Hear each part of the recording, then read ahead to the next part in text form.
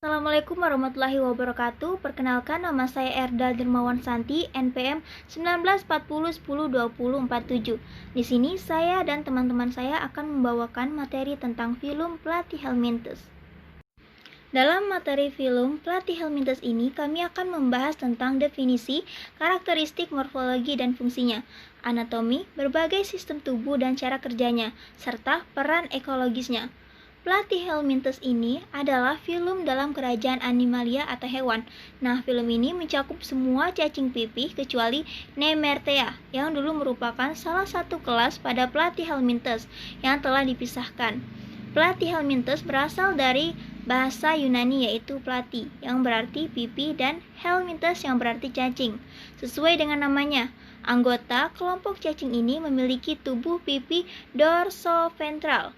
Platyhelminthes juga dapat dikelompokkan sebagai hewan triploblastik karena memiliki 3 lapisan jaringan, yaitu pertama ektodermis atau lapisan luar, yang kedua mesodermis yaitu lapisan tengah, kemudian dan ada endodermis lapisan dalam. Platyhelminthes dikelompokkan dalam yang pertama domain Eukarya, terus kingdomnya Animalia, subkingdom Eumetozoa, superfilum Platyzoa, dan filum Platyhelminthes. Morfologi struktur Platyhelminthes. Tubuh memanjang, pipi dorsoventral tanpa segmentasi atau ruas-ruas. Bagian tubuh dapat dibagi menjadi bagian anterior, yaitu bagian depan dan bagian kepala, kemudian posterior bagian belakang dan ekor, kemudian dorsal daerah punggung, ventral daerah yang berlawanan dengan dorsal, dan lateral samping tubuh. Tubuhnya bersimetri bilateral dan tersusun atas 3 lapisan, yaitu sebagai berikut. Yang pertama, ektoderma, yaitu lapisan luar. Dalam perkembangan selanjutnya, ektoderma akan membentuk epidermis dan kutila. Epidermis lunak dan bersilia serta berfungsi untuk membantu alat gerak. Nah, yang kedua ada mesoderma, lapisan tengah.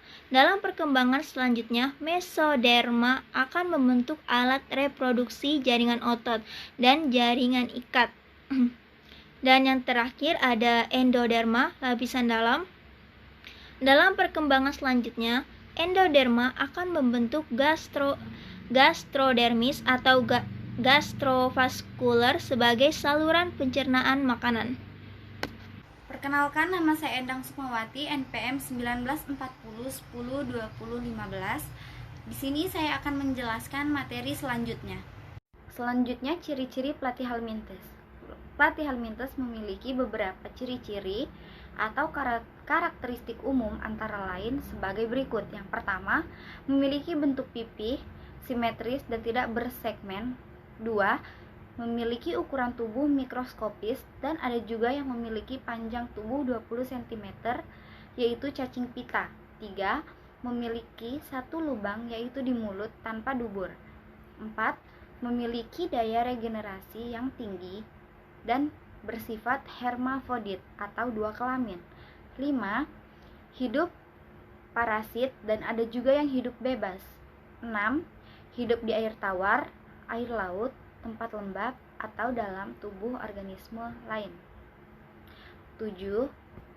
Melakukan perkembangbiakan atau bereproduksi secara generatif dengan perkawinan silang, dan bereproduksi secara vegetatif, yaitu membelah diri.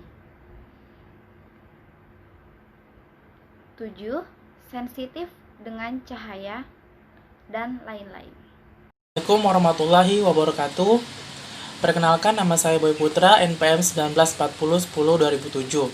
Baiklah, di sini saya akan menjelaskan tentang klasifikasi cacing pipih.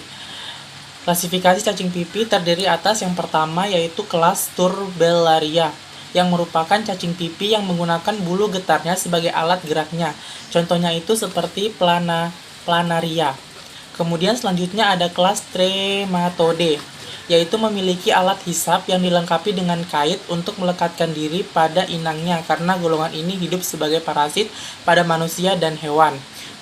Contohnya itu seperti Fasciola atau cacing hati, kemudian Clonorchis dan Schistosoma.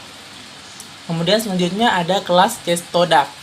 Kelas ini memiliki kulit yang dilapisi kitin sehingga tidak tercemar oleh enzim di usus inang. Cacing ini juga merupakan parasit pada hewan, contohnya spesies cacing pita seperti Taenia solium dan Taenia saginata, di mana spesies ini menggunakan scolex untuk menempel pada usus inang dan bereproduksi dengan menggunakan telur yang telah dibuahi dan di dalamnya terkandung larva yang disebut oncosper. Baiklah, di sini saya akan menjelaskan lagi tentang klasifikasi Platyhelminthes yang berasal dari kelas Turbellaria atau cacing rambut getar. Turbellaria adalah Platyhelminthes yang memiliki silia atau rambut getar pada permukaan tubuhnya yang berfungsi sebagai alat gerak. Pada lapisan epidermis terdapat banyak sel kelenjar yang disebut rhabdoid. Nah, rhabdoid di sini berfungsi untuk melekat, membungkus mangsa, dan sebagai jejak lendir pada waktu merayap. Nah, di bawah epidermis terdapat serabut-serabut otot melingkar, longitudinal, diagonal, dan dorsoventral, sehingga Turbellaria ini mudah memutar dan meliuk-liuk. Hewan dari kelas Turbellaria memiliki tubuh berbentuk tongkat atau bentuk rhabdid. Hewan ini biasanya hidup di air tawar yang jernih, air laut atau tempat lembab dan jarang sebagai parasit. Tubuhnya memiliki 2 mata dan tanpa alat hisap. Hewan ini mempunyai kemampuan yang besar untuk meregenerasi dan cara memotong tubuhnya. Keberadaannya sekitar 4.000 spesies di seluruh dunia. Hidup di batu dan permukaan sedimen, di air, di tanah basah, dan di bawah batang kayu. Baiklah, di sini saya akan menjelaskan tentang Trematoda atau cacing hisap, Fasciola hepatica. Keberadaan Trematoda berjumlah sekitar 12.000 spesies di seluruh dunia, hidup di dalam atau pada tubuh hewan lain. Semua cacing hisap adalah parasit, berbentuk silinder atau seperti daun, panjang berkisar 1 cm hingga 6 cm. Cacing ini memiliki penghisap untuk menempelkan diri ke organ internal atau permukaan luar inangnya, dan semacam kulit keras yang membantu melindungi parasit itu. Organ reproduksinya mengisi hampir keseluruhan bagian interior cacing hisap. Cacing hisap sebagai suatu kelompok. Cacing Trematoda memparasiti banyak sekali jenis inang dan sebagian besar spesies memiliki siklus hidup yang kompleks dengan adanya pergiliran tahap seksual dan aseksual. Banyak Trematoda memerlukan suatu inang perantara atau intermediat tempat larva akan berkembang sebelum menginfeksi inang terakhirnya, umumnya vertebrata. Tempat cacing dewasa hidup. Sebagai contoh, Trematoda yang memparasati manusia menghabiskan sebagian dari sejarah hidupnya di dalam bekicot. Trematoda dewasa pada umumnya hidup di dalam hati, usus, paru-paru, ginjal, dan pembuluh darah vertebrata. Trematoda berlindung di dalam tubuh inangnya dengan melapisi permukaan tubuhnya dengan kutikula, dan permukaan tubuhnya tidak memiliki silia. Trematoda tidak mempunyai rongga badan dan semua organ berada di dalam jaringan parenkim. Kemudian ada Cestoda atau cacing pita. Keberadaannya berjumlah sekitar 3.500 spesies di seluruh dunia. Hidup sebagai parasit dalam tubuh hewan, cacing pita memiliki tubuh bentuk pipi, panjang di antara 2-3 meter, dan terdiri dari bagian kepala, bagian tubuh. Pada bagian kepala dilengkapi dengan lebih dari 2 alat pengisap, sedangkan setiap segmen yang menyusun strobila mengandung alat perkembangbiakan. Tubuhnya atau strobila tertutup oleh kutikula yang tebal, tidak berpigmen, tidak mempunyai traktus dextrifus atau alat indera dalam bentuk dewasanya.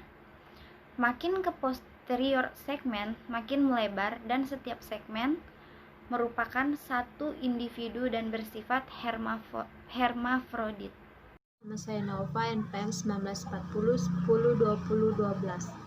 B. Fisiologi sistem organ Platyhelminthes. Sistem organ dalam tubuh Pleyhelminthes. Sistem pencernaan. Saluran pencernaan pada hewan ini tidak sempurna, yaitu berupa gastrovaskuler yang terletak di tengah tubuh dan berperan sebagai usus. Akan tetapi, ada juga Pleyhelminthes yang tidak memiliki saluran pencernaan. Sistem ekresi. Sistem ekresinya bersifat sederhana dan terutama berfungsi untuk melihara keseimbangan osmosis antara hewan dengan lingkungannya. Sistem ini tersusun dari sel-sel bersilia, yaitu sel api atau sel-sel bulu getar, solenosit. Sistem saraf. Sistem saraf terdiri dari 2 ganglia otak yang dilengkapi dengan saraf-saraf tepi sehingga membentuk sistem saraf tangga tali. Sistem reproduksi. Pada umumnya, hewan ini bersifat hermafrodit, artinya pada satu tubuh terdapat alat kelamin jantan dan betina, namun jarang terjadi pembuahan sendiri. Reproduksi terjadi secara generatif dan vegetatif. Reproduksi secara generatif dengan perkawinan silang dan berlangsung secara fertilisasi internal. Reproduksi vegetatif dengan cara regenerasi, yaitu individu baru berasal dari bagian tubuh induknya. Selanjutnya, peran ekologis Platyhelminthes. Platyhelminthes atau yang lebih dikenal dengan cacing pipih mempunyai manfaat untuk menjaga keseimbangan ekosistem, terutama ekosistem air. Ada juga cacing tanah yang berperan dalam menyuburkan tanah. Misalnya saja planaria yang dapat ditemui di ekosistem perairan yang menjadi indikator terhadap kadar pencemaran suatu perairan. Namun, cacing jenis ini lebih banyak menjadi parasit. Misalnya, cacing pita yang hidup pada usus manusia yang menyerap sari-sari makanan dalam tubuh, serta cacing hati yang menjadi parasit di dalam hati. Kemudian ada penyakit yang disebabkan Platyhelminthes. Beberapa spesies Platyhelminthes dapat menimbulkan penyakit pada manusia dan hewan. Salah satunya diantaranya adalah genus Schistosoma yang dapat menyebabkan schistosomia,sis, penyakit parasit yang ditularkan melalui siput air tawar pada manusia. Apabila cacing tersebut berkembang di tubuh manusia, dapat terjadi kerusakan jaringan dan organ seperti kandung kemih, ureter, hati, limpa, dan ginjal manusia. Kerusakan tersebut disebabkan perkembangbiakan cacing schistosoma di dalam tubuh hingga menyebabkan reaksi imunitas. Penyakit ini merupakan salah satu penyakit endemik di Indonesia. Contoh lainnya adalah Clonorchis sinensis yang menyebabkan infeksi cacing hati pada manusia dan hewan mamalia lainnya. Spesies ini dapat menghisap darah manusia. Pada hewan, infeksi cacing pipih juga dapat ditemukan, misalnya Scutariella didactyla yang menyerang udang jenis Trogocharis dengan cara menghisap cairan tubuh udang tersebut. Nah, sekian dari materi yang kami paparkan. Mohon maaf jika ada kesalahan kata. Apabila ada yang belum dimengerti atau kurang jelas, bisa ditanyakan pada classroom. Terima kasih. Wassalamualaikum warahmatullahi wabarakatuh. Bye-bye.